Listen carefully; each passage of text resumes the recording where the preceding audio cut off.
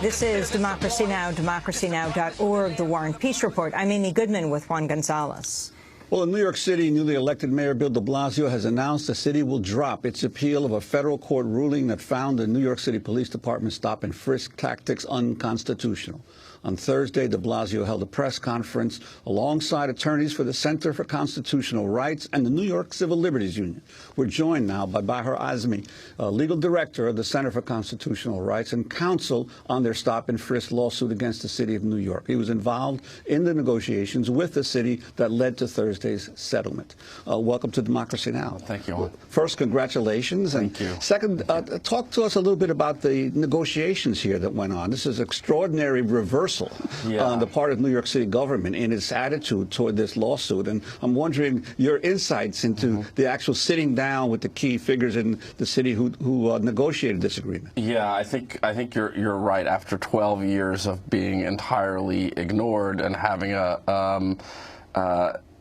hostile attitude towards us from the prior administration, indeed being blamed for manufacturing a stop-and-frisk crisis. That was the last administration. This administration, led by their new corporation counsel, Zach Carter, reached out to us very early in an attempt to try and resolve this matter. What was significant about their approach is, I think from the beginning, they accepted the findings of Judge Shindlin. They accepted the findings that there have been decades-long pattern of unconstitutional and racially discriminatory stops. And in general, they were willing to go through with the court-ordered reform process. In other words, they started out far along the way to accepting the legitimacy of the claims, the findings of the judge and the claims of millions of New Yorkers who voted for de Blasio. There are so many interesting aspects of this case. Explain for a global audience who Zach Carter is, now the corporation counsel for the new mayor, Bill de Blasio. Yeah, so the corporation counsel is the lead lawyer for the city. He's recently been in private practice, but before that he was the U.S. attorney for the Eastern District of New York, the area covering Brooklyn.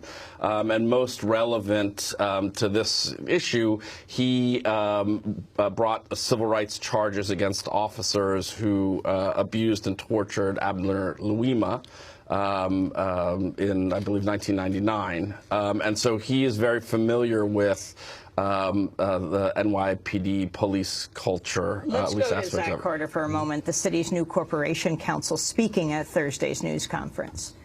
More than 50 years ago, Martin Luther King spoke of a dream that all citizens would one day be judged not by the color of their skin, but by the content of their character. The action taken by the city today is a reaffirmation of its commitment to apply that principle to policing, just as it endeavors to do so in the arenas of employment, public accommodations, education, and all other areas of government activity. No law-abiding citizen should fear the intrusion of law enforcement action simply because of the color of their skin. That was Zach Carter, the new city's corporation counsel, speaking at the news conference. Bahar, talk about what this practically means right now. Yeah, so the prior administration had appealed the district judge's order finding the city liable, and the Court of Appeals, in a set of very unusual moves, had stopped the impact of the district court's ruling. And remove the judge. And remove the judge, exactly. This agreement commits the city to withdrawing the appeal after we work out some details, some slight modifications to the district court order. And once the appeal is dismissed, we'll move forward with a remedial process. Now, there is still a possible holdup in this, in that the court is allowing the policemen's union, the PBA, to possibly intercede or at least be heard on the issue of this settlement.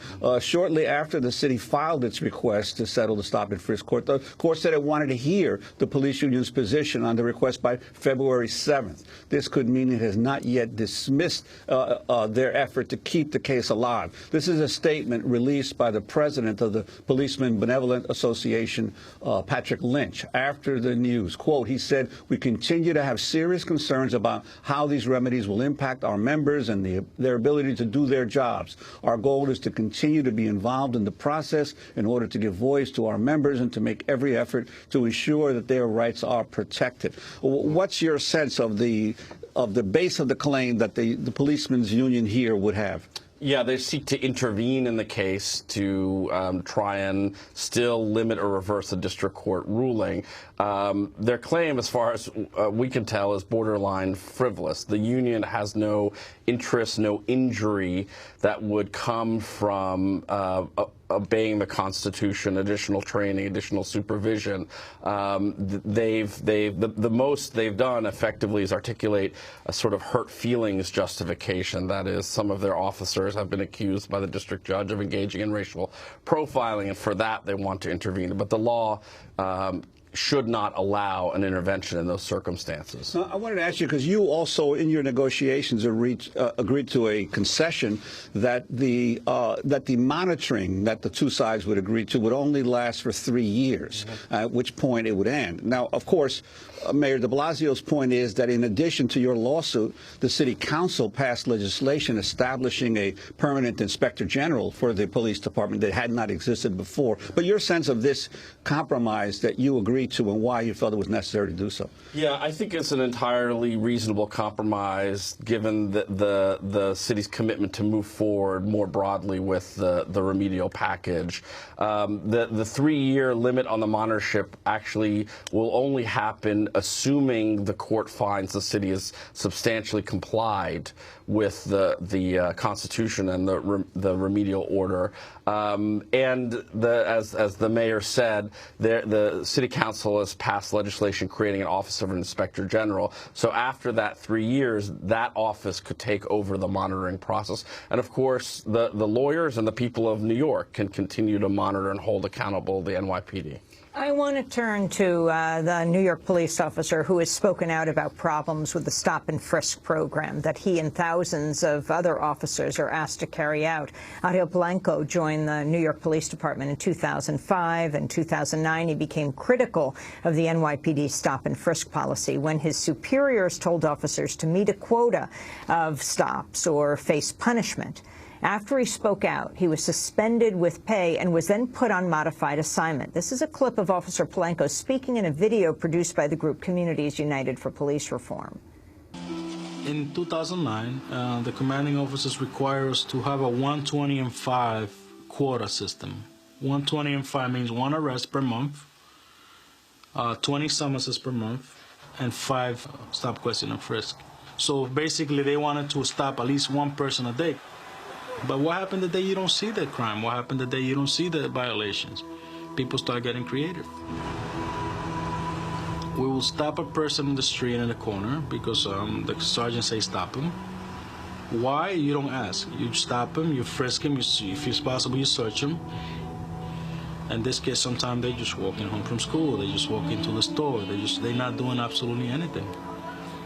They're not doing absolutely anything. And it's a really humiliating feeling. When they go through your pockets, when they stop you, you don't have no freedom. If you stop and then tell the officer, I don't have to give you my ID, I don't have to give you my name, which is within the law allows you to do that, you're gonna get hurt. In the Bronx, you're gonna get hurt. My turning point was with a bunch of kids in a corner, stopped by the commanding officer. There was a 13-year-old mix in the group. Blanco cuffed him. He said, for what? Cuff him. You don't ask me a question. Cuff him, bring him back. His brother come to ask what's going on with my brother. He's walking home from school. Officer, did he do anything stupid? The commanding officer looked at my partner and told her, cuff him too, bring him in. For what? Oh, we will figure it out later. Just bring him in. And that was my turning point. That was the time I said, you know what? Why should I do it to a kid that's just walking home from school? That we know is not doing anything. Why should I do this? This is not what I became a cop for. This is not what I wanted to do. That was New York police officer Adil Polenko. He also spoke on Democracy Now! When he went to speak at the trial. His position changed at the New York Police Department. The police put him on modified assignment. And he said something interesting on Democracy Now! When I asked him about should stop and frisk end entirely. He didn't say it should end entirely. He just said that we should treat Black and Latino young people the same way we treat whites.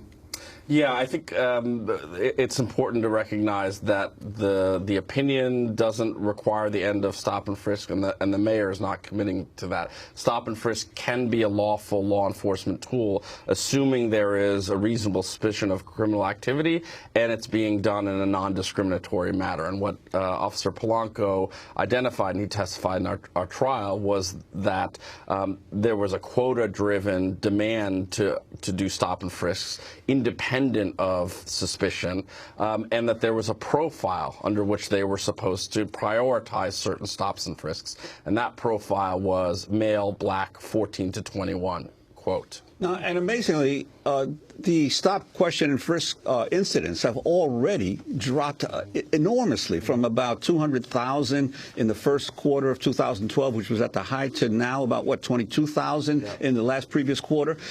You know, this is a huge drop, and yet there's been no impact on the crime rate at all. Yeah, there's never been any correlation, despite the city's general statements to the contrary, between increasing stop and frisks and decreasing crime. They're unrelated as far as the evidence goes.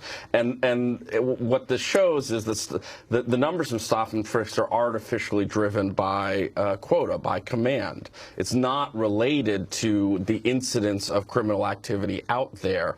And so to see a dramatic drop in stop and frisk is only to see a dramatic drop in the number of innocent people stopped and frisked, because 90% of stops and frisks resulted in no criminal arrests, summons, or weapons possession. Let's go to Nicholas Pert, one of the plaintiffs in the Center for Constitutional Rights lawsuit against the city over stop and frisk.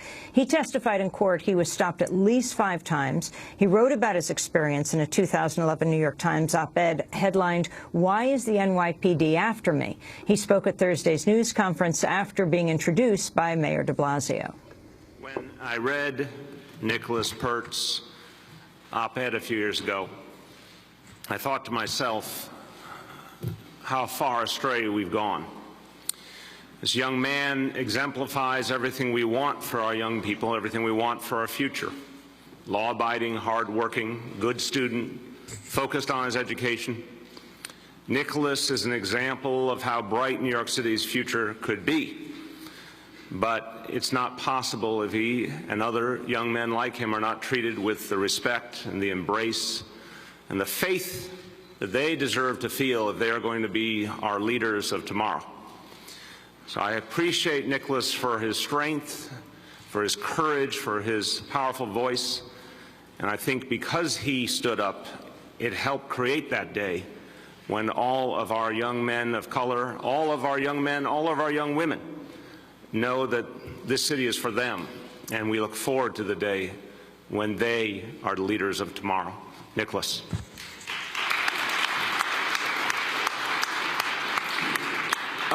Good afternoon, everyone.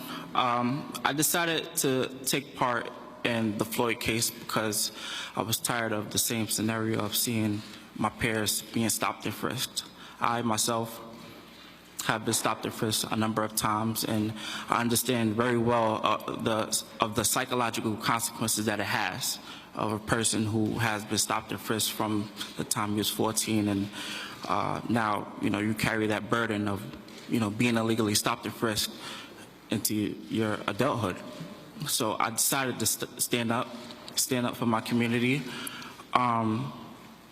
This is a small part of a larger battle that we have. I think the city is going in the right direction by appealing this. But again, we have a long battle ahead of us. That was Nicholas Pert, one of the plaintiffs in the CCR lawsuit against the city over stop and frisk. The lawsuit was called Floyd versus City of New York. Explain who Floyd is. David Floyd is our lead plaintiff. He's currently in medical school in Cuba. David Floyd was stopped twice on his block, once about 100 meters from his apartment, another time literally outside his apartment, helping his neighbor with a set of apartment keys enter his house. And both times he testified at trial to the significance of this, which is that he felt illegal even on his own block, stepping outside his own house. He felt under siege by the police.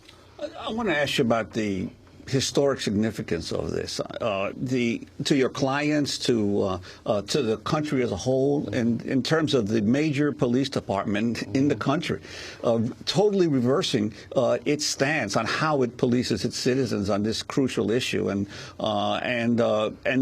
for some of your clients to be there with the mayor, and actually implementing this dramatic change in the way that the police act. Yeah, that is truly significant. I mean, we are talking about the largest police department in the country, the second largest in the world, and the mayor has abandoned a central premise of policing by the prior administration that they've touted forever, the so-called preventative policing, aggressive street encounters, and committed to end racial profiling. And racial profiling is a problem in New York, and so this case is about the David Floyds and the Nicholas Perts and Abner Louimas.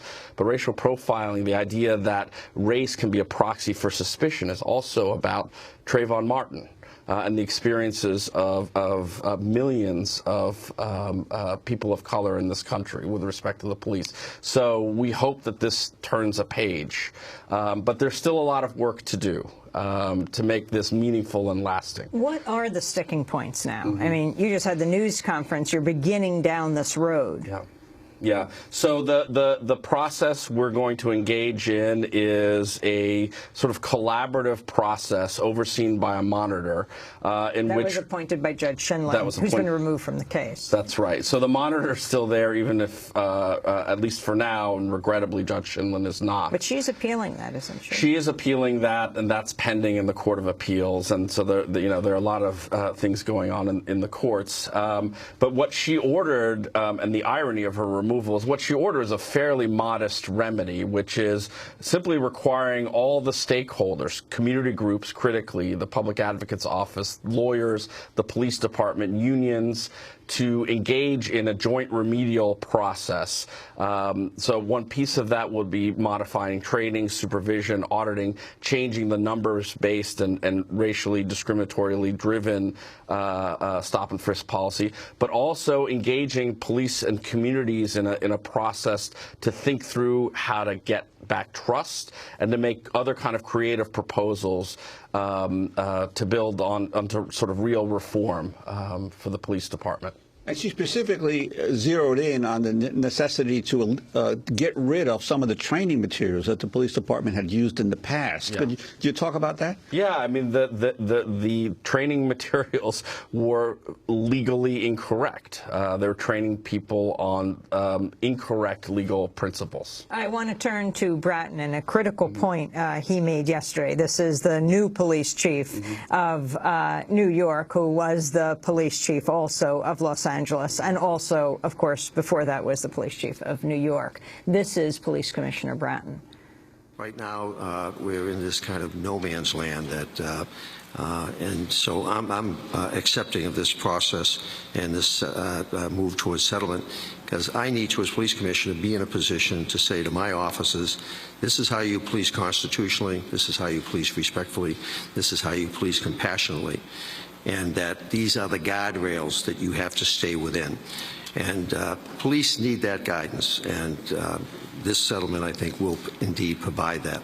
And the quicker we move down this road, the better for all concerned. You hear that Boston accent. He was also the police commissioner of Boston. Bahar Azmi, you hear him saying he feels like they're in a no man's land right now. So what are cops being told today? Well, they should be told that there is a binding decision that prevents them from policing on the basis of race and requires reasonable suspicion, but that also obligates the command to start talking to the police about what that means. The police commissioner said he started that process. I think they're in part in a no man's land because the prior administration, for the 4 months at the end of their term, rather than being part of this solution, resisted and sowed discontent and resistance to the court order. We need to sort of move forward now. And he actually announced an interesting change just yesterday. The New York Times was reporting this morning. The previous administration had put new recruits, first-year police officers, in a program called Operation Impact into the highest crime areas. And Bratton announced that he's going to change that practice because what it did is it introduced and inculcated real tension between new officers and community groups. And the better practice he's suggesting is to pull new recruits into precinct-based policing, because 90% of policing is not about hostile interactions with individuals in high crime areas. It's learning about the community, offering services, and that is, for example, another, I think, positive step. Well, I want to thank you, Bahar Azmi, legal director of the Center for Constitutional Rights, counsel on their stop-and-frisk lawsuit against the city of New York. He was involved in the negotiations with the city that led to Thursday's settlement. As we wrap up this segment, February 4th is the 15th anniversary of the killing by the New York Police Street Crimes Unit of Amadou Diallo as he put the keys in his door in the Bronx, very much like David Floyd putting the keys in his door. This is Democracy Now!, democracynow.org, The War and Peace Report. When we come back, Wally Shawn joins us. Stay with us.